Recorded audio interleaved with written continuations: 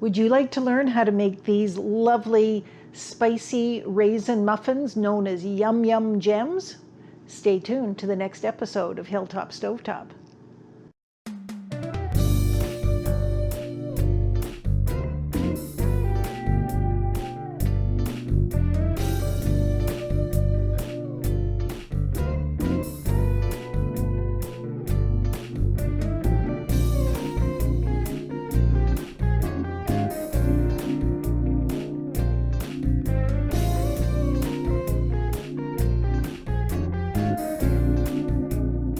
Hello and welcome back to Hilltop Stovetop, the show where we're teaching you how to make great meals in an ordinary kitchen. Today we're continuing our series commemorating the Platinum Jubilee of Queen Elizabeth, and we're doing that by recreating the recipes, or some of the recipes, from the Coronation Cookbook that was compiled by the ladies from the Teulon United Church Circle in 1953.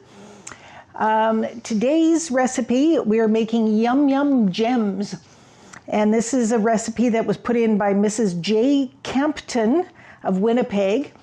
I'm looking over this recipe and I'm trying to decide if you would count it as being a muffin or a cupcake. It's got butter in it like a cupcake would versus oil the way a muffin would. But it's also very got spice and nuts and raisins in it, more like a muffin. So we'll find out when we get it all put together. So we're going to start. We've got 1 egg here, and we're going to start by beating that up. Then we'll be adding, make sure I'm doing this in the right order, adding a cup of brown sugar and half a cup of butter. And we'll get those all mixed together, and then we'll be ready for the next step. So get ready for a little noise here.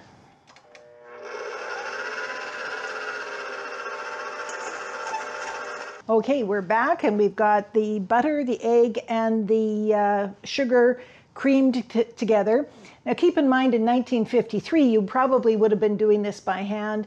There may have been, some people might have had electric mixers, but it's much quicker today when we can blend it up quickly like that. Then we're going to add in the milk. Now this is soured milk. I'm actually using buttermilk. If you don't have buttermilk, just take regular milk and add a tablespoon of white vinegar to it. But I find if I do have buttermilk, things end up being a little bit richer. Now, one thing that is a little different with this recipe is normally when you have soured milk, you add soda to help counteract the acidity. And normally we would just add that in with our flour. But in this recipe, it specifically says to dissolve the soda in your soured milk. So this is going to, we'll get that reaction between the soda and the acid going that much quicker. And we're going to add that in to our butter mixture. That little whisk. And then we're going to add in the dry ingredients, which is 2 cups of sifted flour. Now the recipe calls for a small teaspoon of cinnamon, nutmeg, and cloves. So what I took that to mean was that it wasn't a level teaspoon. It was just, a little bit shy of that. But I wasn't sure if it was all 3 of them put together or whether it was a teaspoon of each. I'm going to go out on a limb and going to add in a small teaspoon of each. So that's the nutmeg, cinnamon, and cloves.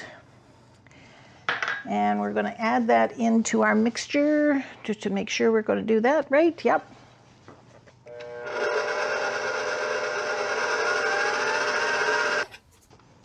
And when we're making cakes, we want to make sure that we're mixing it just the minimum amount, just the same as we would when we're making muffins, cakes as well.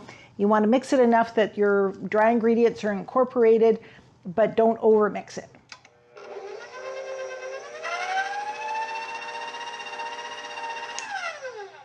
Okay, and then we're going to add in half a cup of nuts. If you have somebody in your family that has sensitivity to nuts, I'm sure we could do without that. Well, but it will add something nice to it. And then a cup of raisins. Now, what I've done with these raisins is I've measured out a cup of them, but then I put some in hot water and boiled them a little bit just to plump them up a little bit. You don't need to do that, but it adds some juiciness to a recipe. Just gonna give myself a little room here. I did make sure I cooled them before I put them in. We don't want it melting the butter excessively.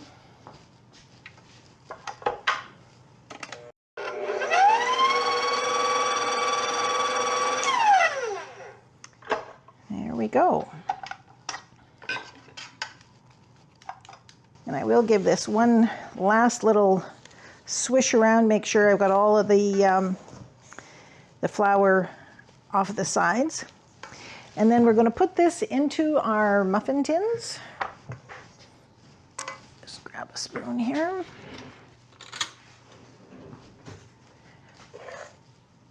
And it didn't specify in the recipe how many it made. I was assuming it was 12, and I think I'm about right on that.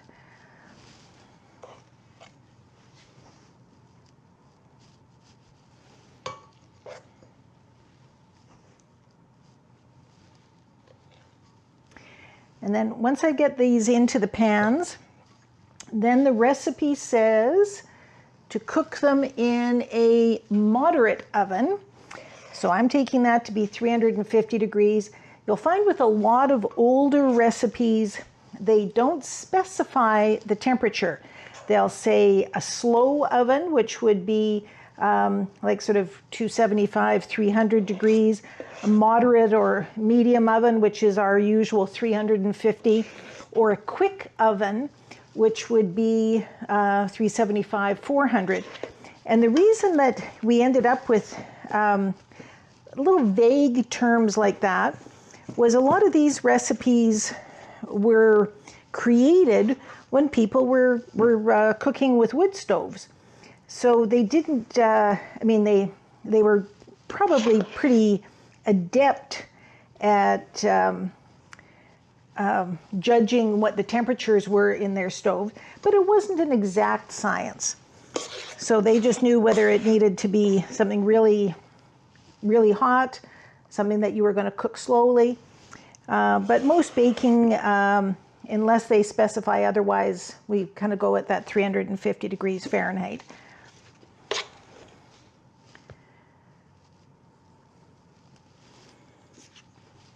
Now this is going to be 12 fairly large muffins, cupcakes, whatever they are.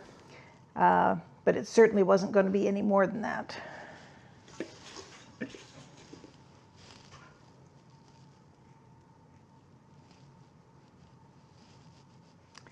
Okay, there we have it. 12 in there. We're going to pop them in the oven for 15 to 20 minutes, and we'll see you when they're done. All right, we're back, and this actually took closer to 25 minutes, which really shows us how varying oven temperatures make a big difference to your cooking. So 25 minutes in our modern oven, where it is pretty close exactly to 350 degrees. But these look gorgeous. I have one here that's a little bit of an odd duck, and I think that was because there was a little bit in the bottom of the bowl where I didn't have the flour mixed in 100%. But I think overall they look pretty good. So we're going to let them cool in the pan here. Now another thing you'll notice is I didn't put paper liners in, and that's because I have a silicone muffin tin or muffin pan, which things pop out of it very, very easily. But if you are working with metal pans, if you use those little paper liners, that it actually makes it a lot easier to get things out, makes them easier to handle moving forward. So we'll see you in a little while when these have all cooled off, and then we'll have a little taste test. Okay, we're back after about 45 minutes where these have had a chance to cool.